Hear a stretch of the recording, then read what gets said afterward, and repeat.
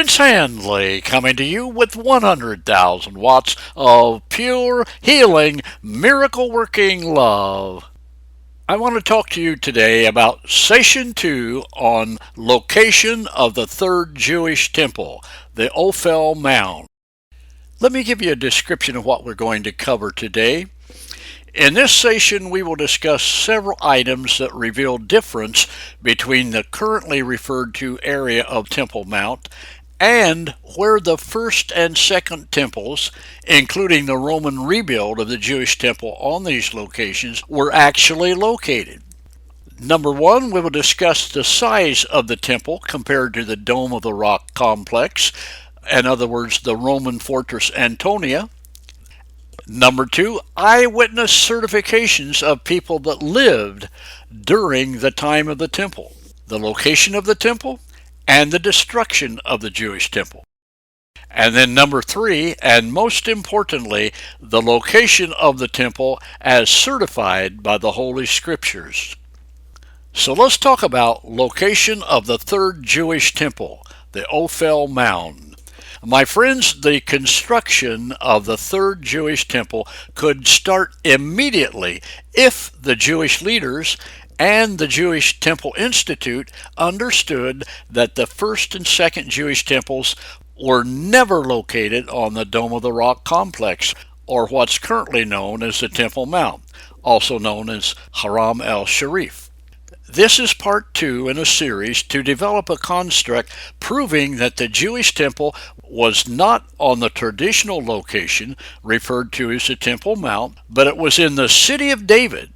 In this message, we will develop the construct that the first and second Jewish temples were located on the Ophel Mound just to the north of the original Mount Zion on the southeast ridge. So let's mention briefly the background of Josephus, who lived in Jerusalem during the temple, during the destruction of the temple, and after the destruction of the temple. He was an eyewitness. So let's find out who he was. Titus Flavius Josephus, born with the name Yosef ben Mattiyahu, was a first-century Romano-Jewish historian and military leader, best known for his writings, The Jewish War. Josephus was born in Jerusalem, then part of Roman Judea, to a father of priestly descent and a mother who claimed royal ancestry. He was born in Jerusalem in the years 37 or 38 AD. He died AD 100 in Rome. He was a Jewish priest, a scholar, and a historian who wrote valuable works on the Jewish revolt during the time of 66 to 70 Christian era. And he wrote on earlier Jewish history. His major books are History of the Jewish War, 75 through 79, The Antiquities of the Jews in 93, and Against Apion. Josephus' works are the most thorough histories of the period that we have. Writings provide the greatest insight into what happened to the Jewish people during a 500-year period. Now, it's important to realize that Josephus lived in Jerusalem before the destruction, during the destruction, and after the destruction of the Second Temple.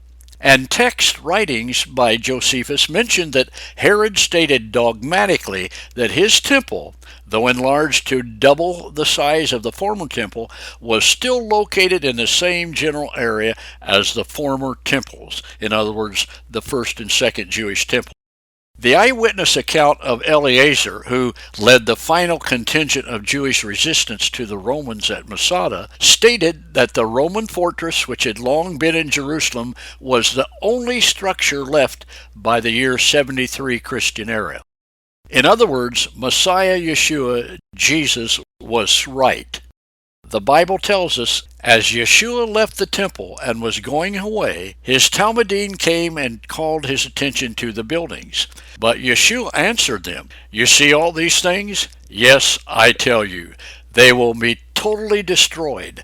Not a single stone will be left standing." You can read that scripture reference in Mattiyahu, or Matthew, chapter 24, verse 1 to 2, in the Brit Hadashah, or the Jewish New Testament. It's interesting to notice that the stones of the Roman fortress, Fort Antonio, were left standing where the Dome of the Rock complex, or Haram al-Sharif, is now located, referred to commonly as the Temple Mount area.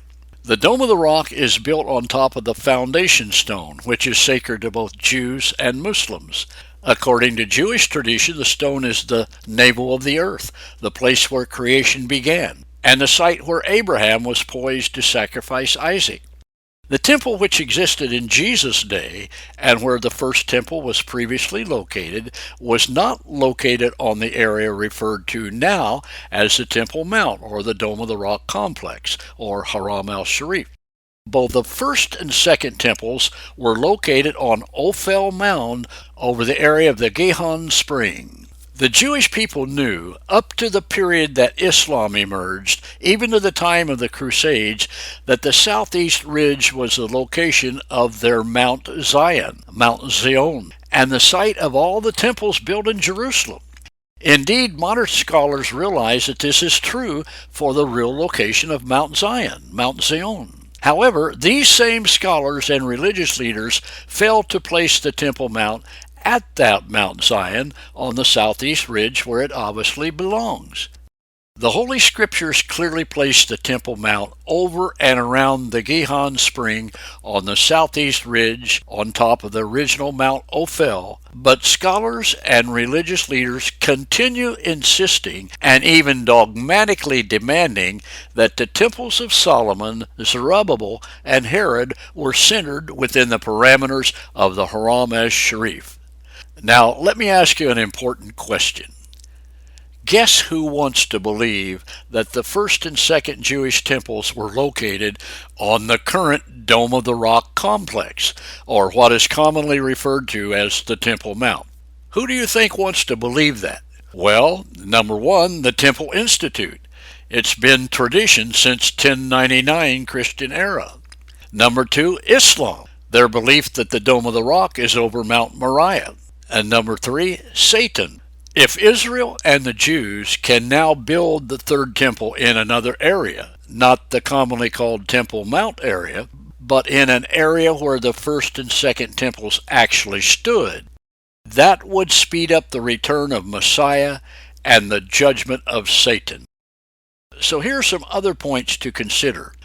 The dimensions of the temple, with its unique shape and characteristics, could not be the same as Fort Antonio, where the current Temple Mount is located. The Haram al-Sharif, the current Dome of the Rock complex, referred to as the Temple Mount, also fits within the average size of a Roman camp, 50 acres, while the temple complex described by Josephus was only 9 acres, typical of other Roman Greco temple complexes of the period. By the way, if you have the Prince Handley app, in the show notes of the podcast, I give you a description, a pictorial description of the location of the temple, the location of Fort Antonio, and the location of Gihon Spring, over which the temple was located. By the way, the size of the Fortress Antonio, based on Josephus and other evidence, showed that around 6,000 soldiers were housed there, plus 4,000 support personnel. It was like a small city with roads, bakeries, brothels, courtrooms, and barracks. Also, if, as some Temple Mount proponents argue, Fort Antonio was at some other location than the present Haram al-Sharif or Dome of the Rock complex, then why were not the Heronian stones from Fortress Antonia found together at another location?